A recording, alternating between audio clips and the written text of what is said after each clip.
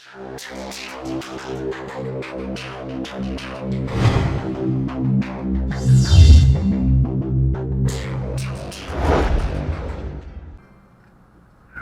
bienvenue mes petits canards. Aujourd'hui, vous l'avez deviné, vidéo hommage à Roro, notre ambulancier préféré. Il est beau, il est grand, il est fort Roro. Et certainement un petit peu grognon aussi. Hein. Quand on y pense, ça doit pas être facile tous les jours pour Rich quand même. Hein. Enfin bon, aujourd'hui il s'en contrefou, il est grand champion, il l'a mérité après avoir fait le yo-yo toute la saison. Donc on va se commenter ça évidemment dans la joie et l'allégresse. Comme c'est d'accoutumé, il nous a partagé les 3 ou 4, je sais plus, dernières parties de l'accès donc à cette ligue. Donc on va y aller directement. Et puis on va kiffer quoi. Allez c'est parti. Alors et pour cette première game, nous tombons contre Caselotto. Ok, c'est parti. Alors ça va pas être évident à commenter parce que il nous a encore créé un deck de nulle part là, la Miroro. Donc c'est du PK, Fournaise, Bélier. D'accord, ok, bon. Notre ami Caselotto se montre un peu trop agressif à mon goût.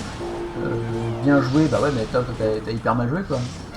Donc il a mis son PK à la river comme ça tout seul. Donc Roro a mis son géant, pardon, donc Roro a mis son PK. Ok, il y a PK et mini PK. C'est Roro. Allez, il veut taper fort. Alors, comment il va nous défendre le PK d'un côté et le mini PK de l'autre? Eh ben, il s'est pris deux patates, comme ça, tout le monde est content. Chaque tour est contente. 2 patates, ok. Ça commence pas mal. Alors, je sais pas si c'est parce que... j'ai l'impression qu'il c'est pas le champion du monde, notre ami Caselotto, là. J'ai l'impression qu'il balance les cartes un peu n'importe comment, là. Il doit être déstabilisé par le deck de Roro, il doit dire mais qu'est-ce que c'est que ce deck? Et j'avoue que ça peut surprendre. Ok, donc le prince ténébreux est dévié par le bélier qui l'emmène faire un tour, il revient vers la fournaise pour la tapoter. En attendant, les barbares du bélier ont quand même mis 2 coups d'épée. La méga gargouille reste toute seule donc ça va, pas trop de problème. Est-ce qu'il va accepter de prendre une patate? Roro accepte de se prendre une patate. Ok. Alors. Mousquetaire fond de map pour notre ami brésilien. J'imagine qu'il va mettre... Ah non, il va pas mettre. Parce que Roro a foudré. Mais autrement, je pense qu'il voulait mettre le géant devant. Donc du coup, il met le géant tout seul devant. Mais... Ah, il essaye de feinter. Oh, c'est mignon. Il a essayé de feinter. Ok, il s'attendait à avoir le PK, ce qui s'est passé d'ailleurs. Et du coup, il a envoyé le prince de l'autre côté qui a fait masse dégâts. Et du coup, ça a marché. J'aurais jamais cru que ce serait passé. Comme quoi, mais maintenant, il va falloir défendre le PK quand même. Donc comment il va nous défendre le PK, notre ami? Mais il va pas le défendre. Comme ça, au moins, c'est réglé. Il prend la tour, notre ami Roro. Donc en fait, en se faisant avoir sur un move de notre ami brésilien, Roro a pris une tour. Et malgré cette boulette, bah c'est tranquille. Petit message, ça dégage. On est bien, 88 points de vie quand même, faut faire attention. 88, alors c'est la bûchette. On va mettre une bûchette. Donc ici Roro se montre agressif à 10 secondes de la fin. Est-ce qu'il va avoir le temps de mettre une bûchette, notre ami, à 10 secondes? En tout cas, Roro reprend la deuxième tour par précaution. En fait, match un peu bizarre parce que il était pas loin de la perdre en fait, Roro. Alors qu'il l'a bouffé de A à Z. Juste une petite boulette. Belle victoire quand même. Hein. Donc pour cette deuxième partie, nous nous retrouvons face à un compatriote Tomzy du clan France qui va nous jouer un deck, ça sent le GR ça. Ça pue un peu le GR. Donc il pose la fournaise de manière classique. Les archères pour s'en occuper dans un premier temps, du côté de Roro. Alors comment on va balancer ça? Il balance le bélier fond de map pour aller de l'autre côté. Il met la fournaise pour contrer l'autre fournaise. Notre ami français défend électro-sorcier avec la méga gargouille. Et il foudre. Est-ce que la méga gargouille va taper? Ouais, elle tape. Oula, 2 patates par contre, c'est une de trop. Du coup, notre ami France, notre ami Dieu France, nous a bien attaqué la tour de droite là. Roro se montre agressif en balançant un PK plus Archer à la river. Alors certainement que notre ami Tomzi ne se doute pas qu'il a le PK en plus, donc du coup il va certainement mettre le GR peut-être agressif là, non? Pas du tout. Pas du tout. Il reprend son temps. D'accord. Roro zappe les esprits. Pourquoi pas? J'imagine qu'il va foudre là par contre. Il attend une autre troupe et il va foudre. Ouais. Voilà, c'est ce qui s'est passé. Néanmoins, pour l'instant c'est pas le folichon. Ça se contrôle plutôt pas mal de chaque côté. Il y a eu une foudre qui est tombée. De chaque côté également. Mais l'adversaire a un avantage de 700 TD. Et il a toujours pas mis son GR. J'ai l'impression que ce combat sera un peu plus âpre que le premier. Alors, l'autre il retemporise en mettant sa fournaise. Roro va remettre sa fournaise aussi. J'imagine que ça va foudre encore. Il balance pas son GR fond de map là. Moi c'est ce que je ferais. Il décide de foudre. Eh ben écoute. Foudre mon ami, foudre. Donc par contre malheureusement Roro est obligé cette fois de poser son PK, donc il n'y a plus de surprise. L'adversaire sait qu'on a PK plus mini PK. Il l'appuie avec l'électro-sourceau derrière, plus une foudre. Malheureusement je pense qu'il va bien défendre là. Je pense qu'il a de quoi défendre tout ça. Et d'ailleurs c'est ce qui se passe. Et cette fois il se montre agressif au GR. Donc Roro ressort son mini PK qui va s'occuper du GR qui met néanmoins pardon, un coup de bastos. La fournaise, ça c'est cool, par contre va être complètement détruite par le mini PK. Est-ce que le mini PK... Oui, oh, le mini PK 2. Oh, presque 2 coups. C'est déjà bien qu'il en ait mis un. Donc du coup on a repris un net avantage sur ce mini PK qui a été tapé la tour.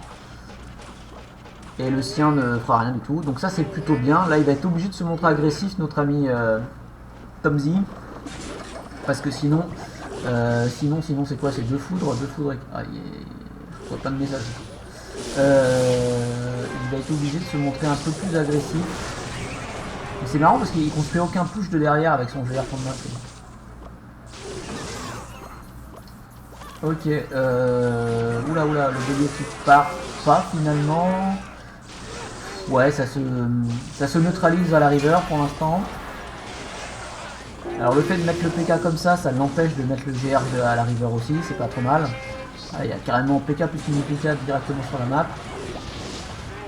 Donc ce qui est bien, c'est que le premier Dino va aller taper la fournaise, le deuxième est en vie, et je pense qu'il peut... Ouais.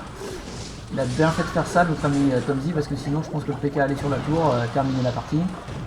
Là attention, il va foudre. C'est la foudre effectivement. Attention, un coup de GR peut-être. Ouais, un coup de GR, donc du coup il revient quand même dans la partie là, presque ex aequo. Je sens que ça va se jouer à la foudre, ça va être horrible. Allez, qui va citer le premier pour la foudre?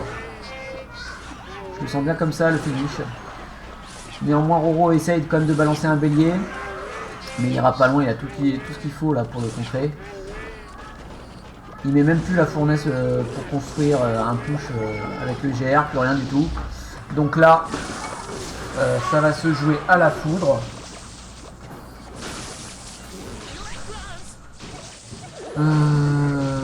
Ouais, ça se neutralise à la river comme tout à l'heure, avec des cartes différentes. Mais... rien de spécial. Ça foudre même pas pour l'instant. Si, ça y est, Roro déclenche la foudre. Donc là, maintenant, l'autre, il est obligé de dégainer parce que sinon, il est mort. Puisqu'il est à portée d'une foudre. Il met la fournaise pour dévier le GR. Il a bien raison. Sinon, il avait perdu la partie. Et là, bah là il a gagné. Il a plus qu'à cycler, en fait. Allez, cycle un truc vite fait, n'importe quoi. Et foudre. Bon, bah, c'est pas beau. Mais c'est gagné. Donc, on s'en fout. GG.